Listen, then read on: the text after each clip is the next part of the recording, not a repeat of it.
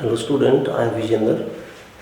आज हम करने वाले हैं बेसिक्स ऑफ मैथमेटिक्स का। बेसिक मैथमेटिक्स हम कर रहे थे, उसमें हमने स्टार्ट कर रखा है अपना टॉपिक दैट इज कैलकुलस। जैसा कि हमने पहले डिस्कस किया, कैलकुलस के दो पार्ट हम मानते हैं, that is one is differentiation और सेकंड इज इंटीग्रेशन। ठीक है, ये हम अभी ऑलरेडी कर चुके हैं, जितना का अपना फिजिक्स में चाहिए उतना। ठीक है, डिटेल आप मैथमेटिक्स में इसको पढ़ेंगे। आप अगर आपके पास मैथमेटिक्स है तो इसको डिटेल वहाँ पर पढ़ाया जाएगा।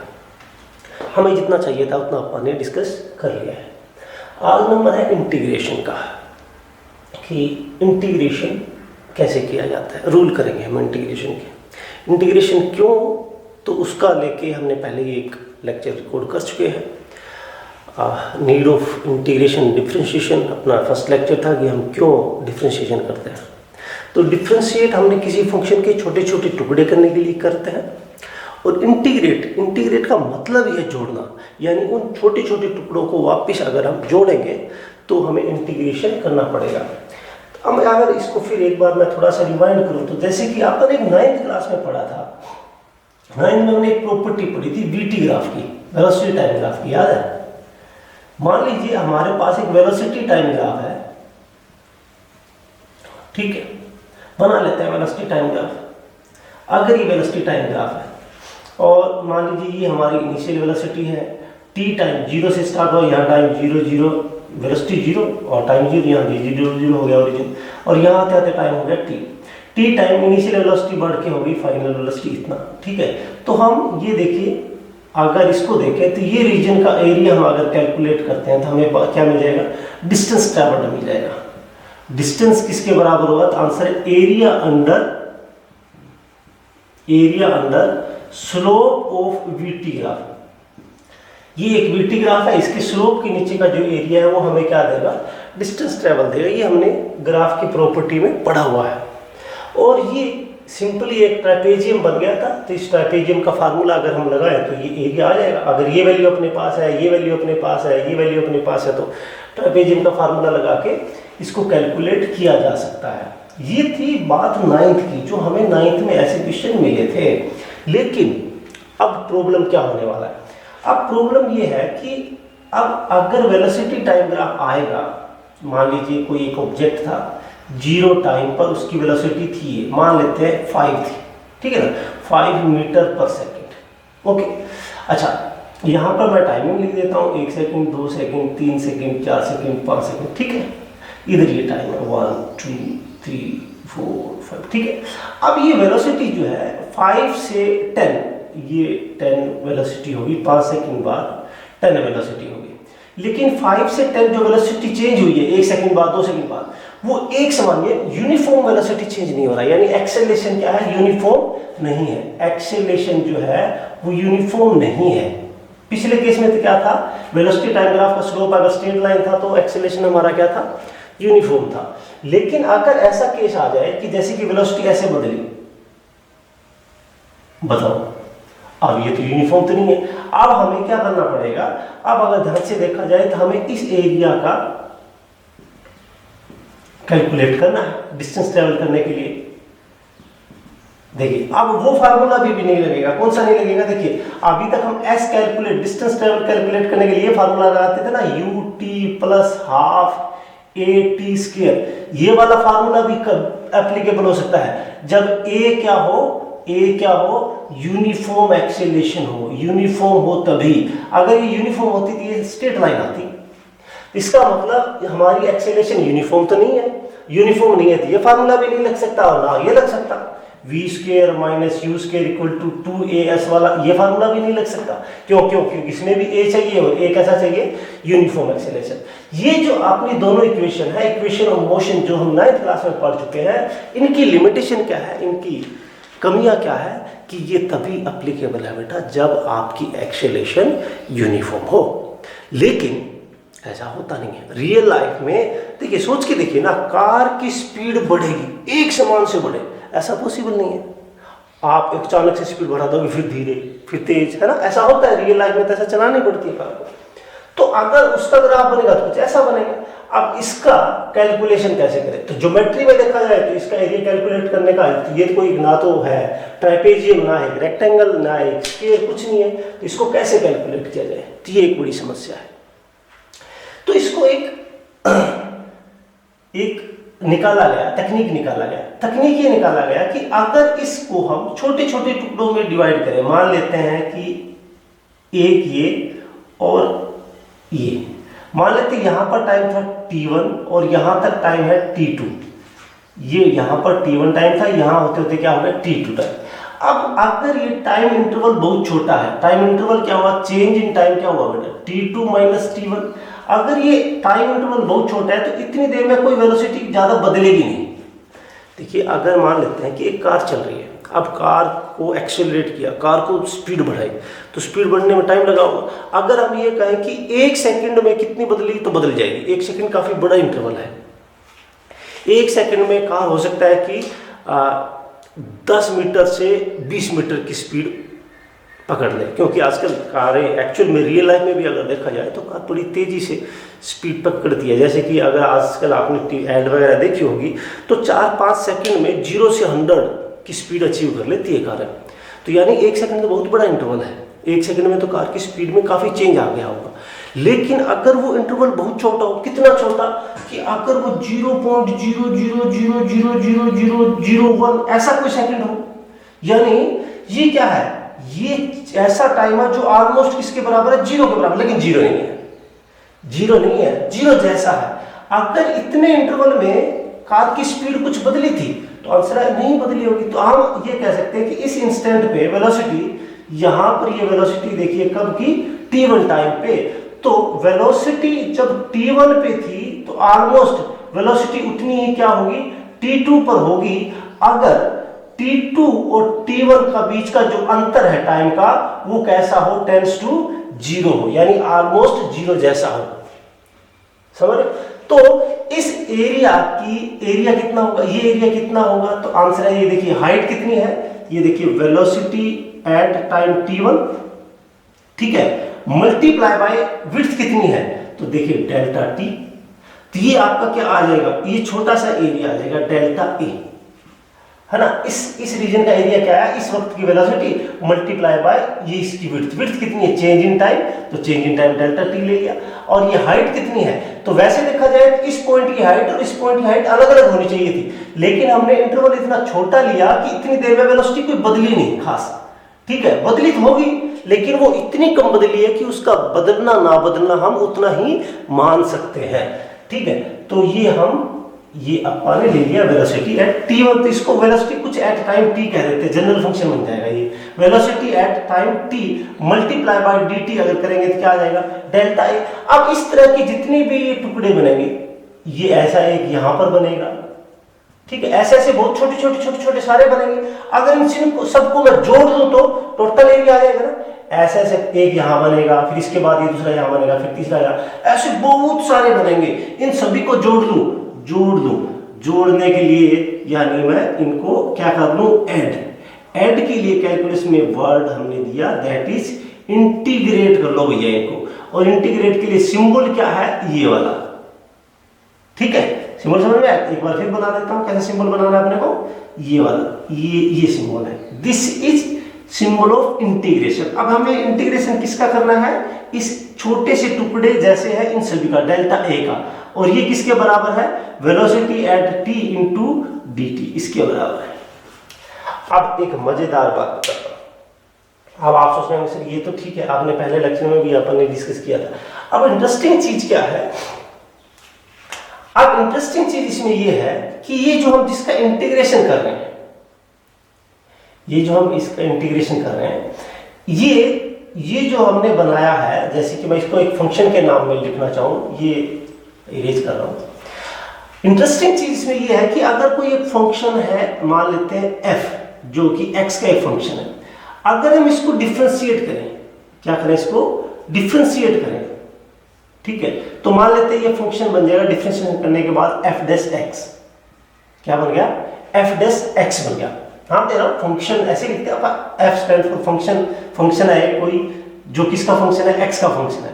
हमने इसको डिफरेंशिएट किया, तो डिफरेंशिएशन के लिए आप क्या ऊपर डॉट ऐसे लगा देते हैं, यानी ये एफ डैश का मतलब क्या हुआ, F dash is differentiation of F. ठीक है, चलो अगर आपको ऐसे समझ में नहीं आ रहा तो मान लेते हैं कि एक f1 फंक्शन है जिसको अपन ने डिफरेंशिएट किया, क्या बन गया, ये f2 बन गया। मान लेते हैं क्या बन गया, f2। डिफरेंशिएट किया फंक्शन को, ये f2 बन गया। अब मजेदार बात ये है, इसकी रिलेशन देखिए, अगर मैं f2 को क्या करूं, इंटीग्रेट करूं, क्या करूं, इंटीग्रेट f2 को, तो ये वापस क्या बन जाएगा, f1 बन जाएगा।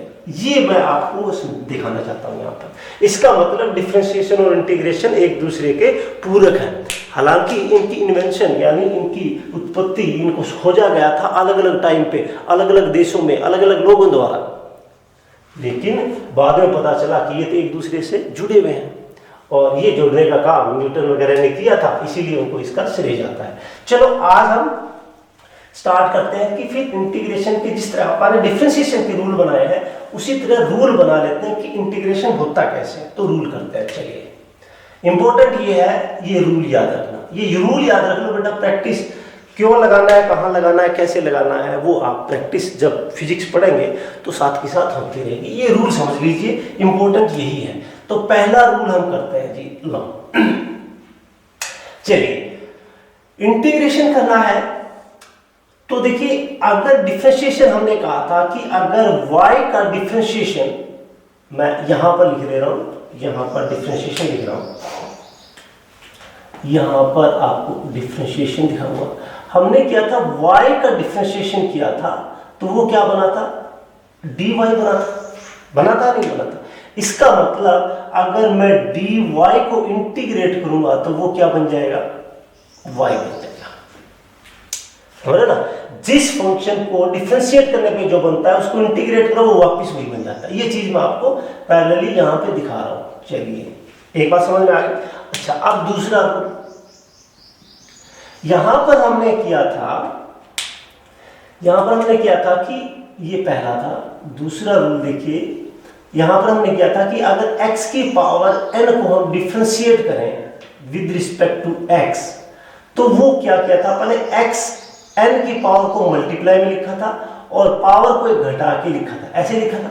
यहां पर क्या करना है, देखिए, अगर x की पावर n को इंटीग्रेट करना है आपको, तो क्या करना है पड़ेगा आपको, x की पावर को n को इंटीग्रेट करने के लिए साथ में एक चीज इंटरेस्टिंग ये है, जिस वेरिएबल को आप इंटीग्रेट करने चले हैं, जैसे यहां मैं x को इंटीग्रेट करने चला हूं, x को इंटीग्रेट करने चला हूं, तो इसके साथ में क्या होना चाहिए, इसका dx होना चाहिए, इसका डिफरेंशियल फॉर्म साथ में होना चाहिए। एक्चुअली में कैसे आया देखिए, क्योंकि यहां पर ये देखिए ये वाला था, अगर मैं इसको इंटीग्रेट करूंगा तो वापस यही आएगा ना, ये वापस आएगा। तो इसको अगर इधर लेके जाए, देखिए ये अगर इसको इधर लेके चलो तो ये देखिए ये x की पावर n का डिफरेंशिएशन जो है that is equal to n x की power n minus 1 into d x, यही रह जाएगा ना। अब इसको इंटीग्रेट करेंगे तब ये ऐसा बनेगा, वापिस क्या बनेगा, ये x की पावर n बनेगा। ऐसा होना चाहिए, प्रूव करूंगा अभी मैं, ठीक है। तो इस आप सिंपली एक बार ऐसा याद रखिए कि जिस वेरिएबल को आपको इंटीग्रेट करना है उसके साथ में उसका क्या होना चाहिए, डिफरेंशियल फॉर्म होना चाहिए। यानी अगर मैं ऐसे लिखता कि t की पावर n को इंटीग्रेट करो, तो t को इंटीग्रेट करना साथ में क्या चाहिएगा, dt। अब dx से नहीं होगा, क्योंकि ऊपर देखिए आप n ये कांस्टेंट है लेकिन ये एक वेरिएबल है, तो जिस वेरिएबल को करना उसका डिफरेंशियल फॉर्म साथ में चाहिए। चलिए ठीक है, ये आपने प्री कंडीशन लगा दिया, पर ऐसा होना चाहिए तभी होगा। चलिए अब हम x की पावर n को कैसे करेंगे, देखिए x की पावर डिफरेंशिएशन में घटा रहे थे, यहां पर एक बढ़ा दो, n की n+1 कर दो, यहां पर मल्टीप्लाई कर रहे थे, यहां पर डिवाइड कर दो, किससे, जो अब पावर है उसमें पहले जो पावर थी उससे मल्टीप्लाई करते थे, अब पावर कितनी है, n+1, ये वाला होगा। आ रही बात समझ में, किस तरह किया देखिए। अब मैं एक एग्जांपल ले लेता हूं, एक एग्जांपल लेते हैं, देखिए इधर एग्जांपल लेते हैं, इधर भी एक एग्जांपल लेते हैं। इधर एक एग्जांपल लिया, जैसे कि अपन ने डिफरेंशिएट करना था x की पावर 2 को, तो अपन ने क्या किया था, इसका डिफरेंशिएशन किया था dy by dx, इसका क्या किया था, दैट इज पावर साथ में आ गई, x की पावर 1 घटा के लिख दी, ठीक है, ऐसे किया था। यहां पे क्या करना है, जैसे कि अगर x की पावर 2 को इंटीग्रेट करना होता तो मैं कैसे करता, साथ में क्या होता है इसके dx होता। चलो अब देखिए, अब जो पावर है पहले उसको एक बढ़ा दो, 2 + 1 बढ़ा दी। अब जो बड़ी हुई पावर है कितनी है, 2 + 1 3 होता है, उससे डिवाइड कर दो तो आपका आंसर आएगा x3/3। This is integration of x⁻2 dx। और ये बात समझ में, ये इसका रूल हो गया। चलिए आगे बढ़ते हैं। अब देखिए, अब वहां पर अगर मल्टीपल फंक्शन आपस में थे, जैसे कि इधर था एग्जांपल, अगर मैं ये कहूं कि इंटीग्रेट करना है किसको, x⁻2 + 3x × dx। अगर मल्टीपल फंक्शन आपस में प्लस या माइनस है तो उनको इंटीग्रेट कैसे करेंगे, तो आंसर उसी तरह से करेंगे जिस तरह से डिफरेंशिएट करते थे। क्या करते थे, आप अलग अलग का डिफरेंशिएशन करते थे और फिर उनको प्लस है तो प्लस, माइनस है तो माइनस कर देते थे। यहां भी हम वैसा ही करेंगे। इसको कैसे लिखा जा सकता है, ये रूल नंबर 3 कर देता हूं मैं आपका, ठीक है। तो इसको देखिए कैसे करना है, तो इनको आपस में देखिए ऐसे लिख सकते हैं बेटा, इसको x² × dx, तो ये dx तो इसके साथ भी मल्टीप्लाई है, plus integration of 3x × dx। अब देखिए 3x² dx का इंटीग्रेशन x⁻2 का अभी अभी किया है, x2 + 1 divided by 3 plus 3 as it is लिखा। अब x की पावर देखिए कितनी जाएगी बेटा, 1 + 1 डिवाइडेड बाय जितनी अब है 2, ये आपका आंसर आ जाता है कि x⁻3/3 प्लस 3x²/2, ये इसका आंसर होगा, ठीक है। तो इस तरह ये क्वेश्चन आपको सोल्व करना है। ओके, चलिए अब एक और एग्जांपल लेता हूं, आप इसको पॉज कीजिए वीडियो को और इसको कॉपी कर लेना। चलिए अब एक और एग्जांपल लेता हूं, ये क्लियर करने के लिए कि हम जो फंक्शन है उसका डिफरेंशिएशन किया तो उसको वापस इंटीग्रेट करें तो वही बनता है कि नहीं बनता है, ये आप देखते हैं। तो मान लेते हैं हमारे पास एक फंक्शन है y = 2x² + 3x + 6, एक फंक्शन है ऐसा। तो इसका डिफरेंशिएशन करते हैं भैया। इसका डिफरेंशिएशन किया तो y का differentiation dy with respect to x dx बन गया इक्वल टू dy/dx। अब इसका डिफरेंशिएशन करते हैं तो मैं आपको स्टेप सीधा लिखता हूं भैया, 2 × 2 = 4, x की पावर 1 घटा के 1 रहेगी, प्लस 3 की पावर 1 है तो 3 × 1 3, और x की पावर 1 - 1 0, x की पावर 0 क्या होता है 1। तो इसका डिफरेंशिएशन ये वाला आ गया। चलो आगे, अब इसका इंटीग्रेशन, अब देखिए इसको मैं ऐसे लिख सकता हूं भैया, dy = 4x + 3 × dx। अरे dx को इधर ले गया, ठीक है। अब अगर मैं dy को इंटीग्रेट करूं तो क्या बनेगा, अब यहां लिख देते हैं इसको एक बार। चलो, इंटीग्रेशन ऑफ dy क्या देगा मेरे को, y देगा, यानी dy को इंटीग्रेट करो तो y आना चाहिए, और y क्या था पहले, y ये था, यानी ये वाली चीज बन जानी चाहिए। यानी dy को इंटीग्रेट करूंगा तो y बनेगा, तो इसको इंटीग्रेट करूं तो ये वाला बन जाना चाहिए। देखते हैं, यानी इंटीग्रेशन में किसका करूं, 4x + 3 × dx का अगर इंटीग्रेट करूं तो ये वाला बनना चाहिए। चलो करके देखेंगे। तो ये किसके बराबर हुआ, integration 4x dx plus integration 3 dx। मैंने अलग अलग इंटीग्रेशन कर लिया दोनों का। चलिए अगला स्टेप करके देखते हैं। 4x, तो 4x की पावर अभी कितनी बेटा 1, तो मैं एक बढ़ा देता हूं, ठीक है। तो ये हो गया आपका 1 + 1 2 डिवाइडेड बाय जितनी पावर अब है उससे डिवाइड करो, डिवाइडेड बाय 2, ये हो गया dx के साथ आएगा, प्लस अब 3 का 3 और dx का इंटीग्रेशन x, ठीक है ना।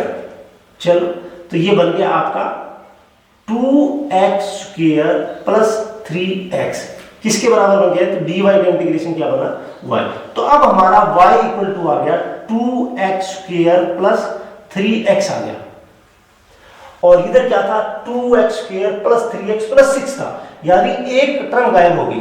कौन सी टर्म, कांस्टेंट वैल्यू जो थी साथ में वो नहीं आई, वेरिएबल वाली सारी आ गई, 2x² आ गया, 2x² आ गया, 3x आ गया, 3x आ गया, लेकिन कांस्टेंट नहीं आया।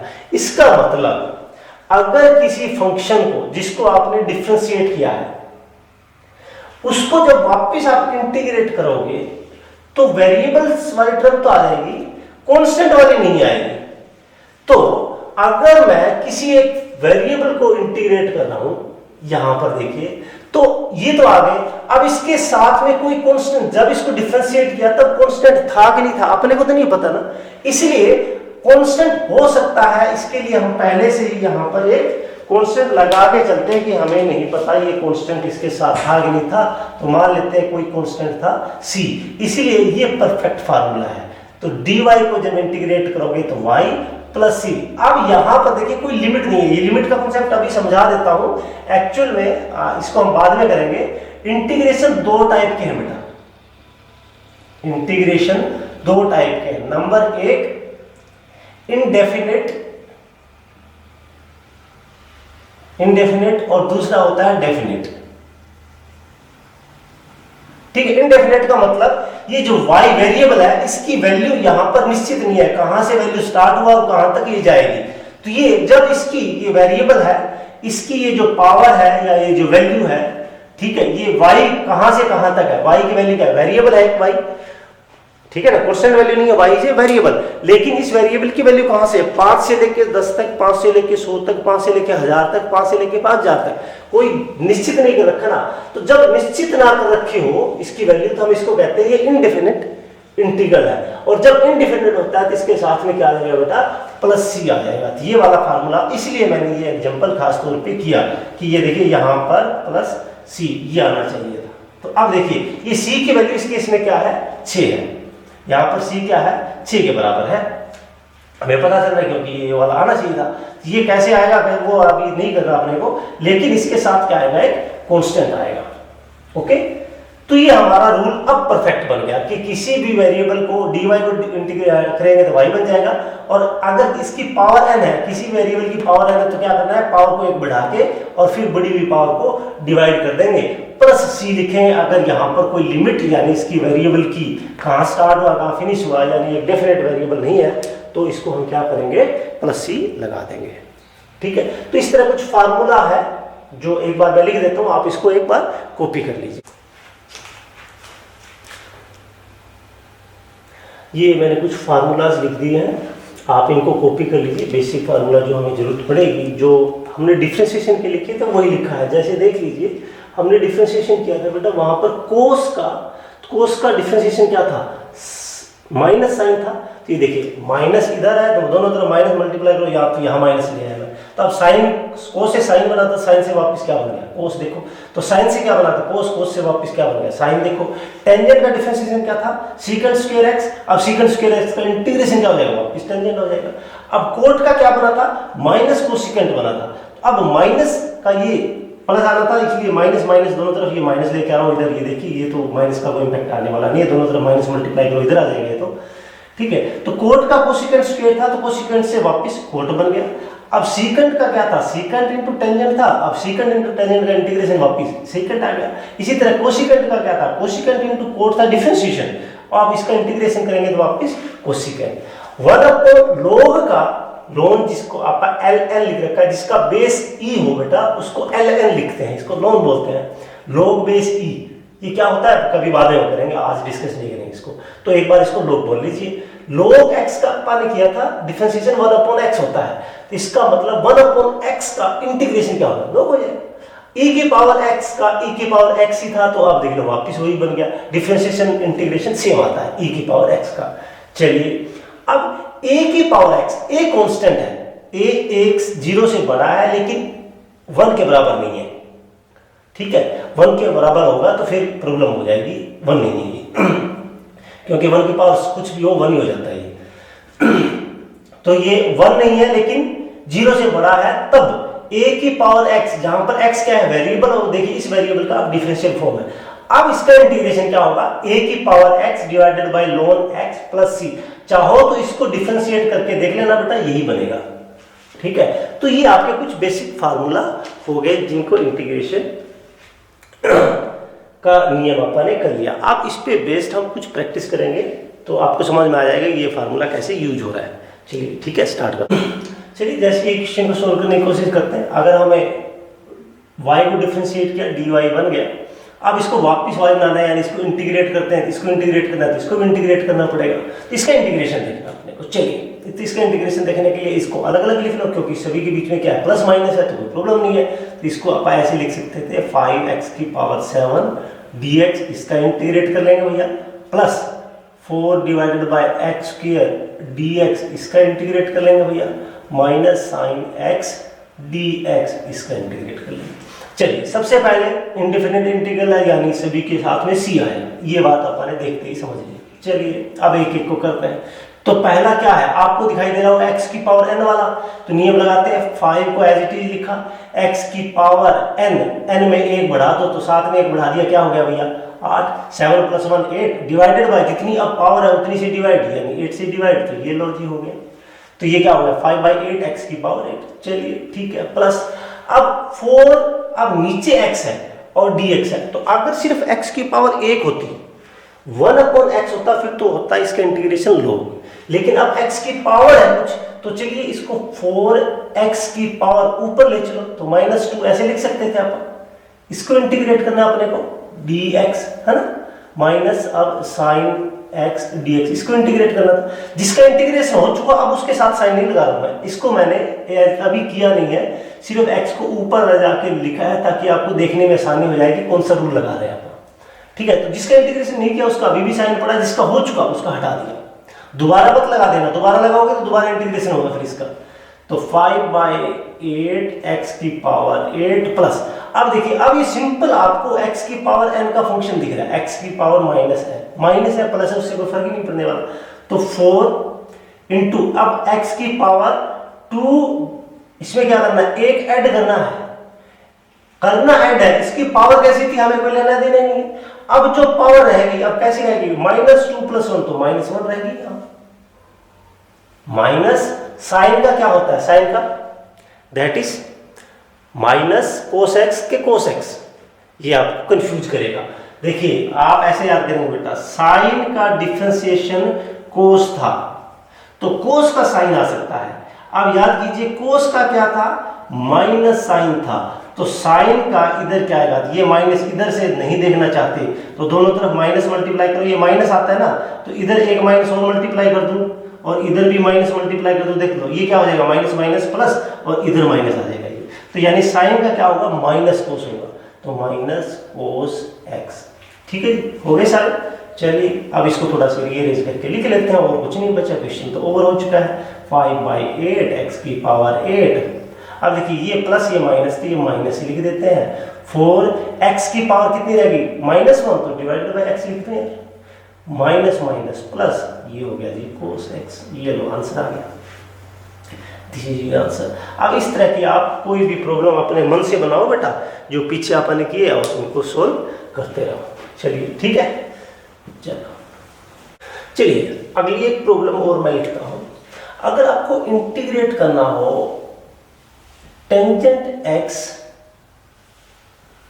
dx को, तो कैसे करोगे। पिछले क्वेश्चन में अपन ने एक मिस्टेक कर लिया बेटा, अपन ने उसमें +c वाला फॉर्मेट नहीं लगाया था, याद कीजिए, वो आपको भूलना नहीं है।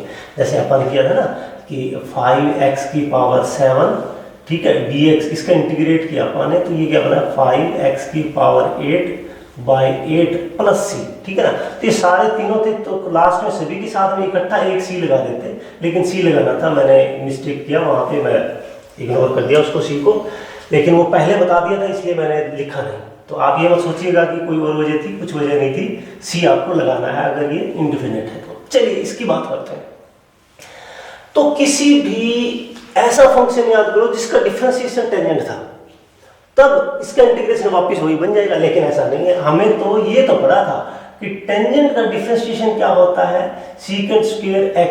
अब sec² x का इंटीग्रेशन करना होता था, पर टेंजेंट कर लेते, लेकिन टेंजेंट किसी का भी डिफरेंशिएशन नहीं था। यानी ऐसा कोई फंक्शन याद है, मान लेते हैं उसको फंक्शन का नाम f दिया, जिसका डिफरेंशिएशन टेंजेंट x होता, तो इसको वापस इंटीग्रेट करते दिए वाला बन जाता, लेकिन हमें ऐसा कोई फंक्शन याद नहीं आ रहा जिसका डिफरेंशिएशन टेंजेंट होता है, ऐसा कोई नहीं है। तो क्या करें, अब इस तरह के प्रॉब्लम्स को हम सब्स्टिट्यूट मेथड से सोल्व करते हैं। कैसे करते हैं वो समझिए, इसको थोड़ा सा इंटरेस्टिंग पार्ट है ये और इम्पोर्टेंट भी है, इसको समझना पड़ेगा आपको। तो टेंजेंट को देखिए मैं ऐसे लिख सकता हूँ भैया, इंटीग्रेशन करना है मुझे sine x divided by cos x और साथ में आ गया dx, ऐसे लिख सकते हैं। अरे टेंजेंट को ऐसे लिखते हैं, आपको कोई प्रॉब्लम वाली बात नहीं है। चलो, अब जब कभी भी आपको ऐसा फंक्शन मिले, ध्यान से सुनिए बात, ये इंपॉर्टेंट है।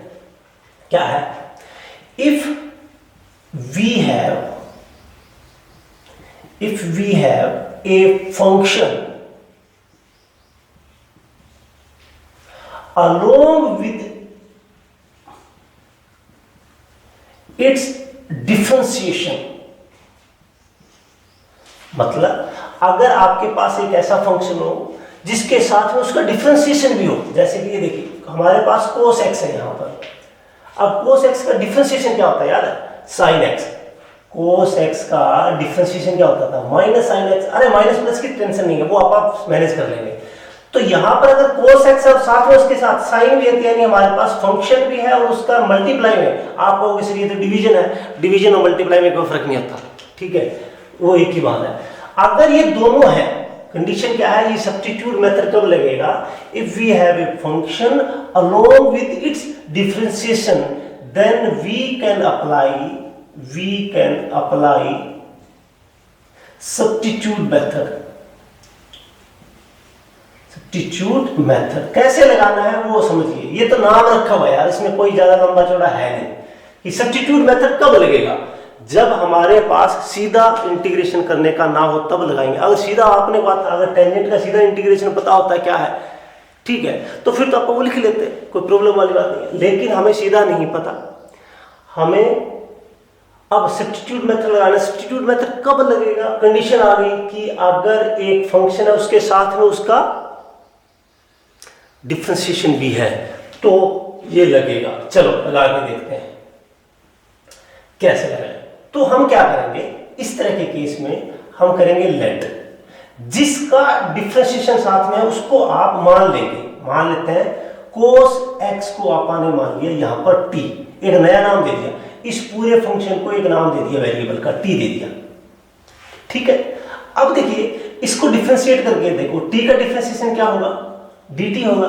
तो cos x का डिफरेंशिएशन क्या होगा? इसको भी करें तो ये हो जाएगा माइनस साइन x dx। देखिए विद रिस्पेक्ट टू नहीं है तो साथ में ये देखिए इसको डिफरेंशिएशन कैसे किया बेटा, t का डिफरेंशिएशन dt, cos x को डिफरेंशिएशन किया तो देखिए cos का डिफरेंशिएशन तो sin आ गया, अब x का डिफरेंशिएशन फिर और लिखना पड़ा ना मल्टीप्लाई में dx, चेन रूल वाला फार्मूला लगाया, ठीक है। तो ये इसका आ गया अपने पास, ठीक है। यानी मैं sin x dx को अगर ध्यान से देखो तो sin x dx को अगर दोनों तरफ माइनस मल्टीप्लाई करो तो माइनस इधर ले आओ यार, तो माइनस dt लिख सकता हूं और cos x को क्या लिख सकता हूं? t लिख सकता हूं। तो ये देखिए हमारा क्वेश्चन बड़ा इजी बन जाएगा। क्या बन जाएगा? देखिए sin x dx को क्या लिख दूं मैं? Minus dt divided by cos x को क्या लिख दूं? t। देखिए माइनस तो कोई समस्या है ही नहीं, -1 है यहाँ पे, तो -1 तो बाहर ही आ जाएगा। तो देखिए -1, चलो आप अगर इसको माइनस की टेंशन ले रहे हो तो चलो। अब dt बाई t का इंटीग्रेशन क्या होता है याद करो, 1/x dx, 1/x dx। तो 1/x किसका डिफरेंशिएशन था? log का। तो 1/x का इंटीग्रेशन क्या होगा? तो log होगा। यानी यहां पर क्या हो जाएगा? log ln लिखेंगे, log नहीं लिखेंगे क्योंकि यहां पर एक्सपोनेंट का है ये। तो ln किसका? तो यहां पर x नहीं t है, ln x प्लस t, ठीक है। तो ये माइनस यहां पे माइनस आ जाएगा भैया, और कुछ नहीं है, प्लस c, वो तो भूलना नहीं है। ये लो, अब t की वैल्यू यहां से पुट कर देते हैं, तो ये क्या हो जाएगा? माइनस ln क्या हो जाएगा? t की वैल्यू क्या है? cos x minus ln cos x plus c। ये हमारा आंसर बन गया। लो ये आएगा, समझ में आई बात? तो ln cos x को अगर आप डिफरेंशिएट करेंगे तो ये वाला बनेगा, करके देख लेना, ठीक है। ln cos x को अगर आप डिफ्रेंशिएट करेंगे तो टेंजेंट एक्स बनेगा। क्यों? क्योंकि तभी तो टेंजेंट एक्स का इंटीग्रेशन ये वापस ये बना है, हमें पता है। ठीक है, तो आप ये करके देखिएगा, ये होम असाइनमेंट में छोड़ रहा हूँ मैं, ये आपको खुद करके देखना है कि इसका डिफ्रेंशिएशन आपको क्या करना है, डिफ्रेंशिएशन ऑफ माइनस log या ln जो भी एक बार आप कहो इसको, cos x प्लस c को आप इसको करेंगे। ठीक है, c को इंटीग्रेट आप में मत लेके आना, इसमें डिफरेंशिएशन इसका जीरो हो जाएगा कांस्टेंट का, तो आपको कोई प्रॉब्लम होनी नहीं चाहिए। ठीक है, तो ये भी आप नोट करके, आज के बाद इसको हम पुट नहीं करेंगे बार बार, इसका याद ही रखेंगे। तो टेंजेंट का क्या हो गया जी, minus log cos x plus c हो गया। ये फार्मूला आपने बना के रख लिया।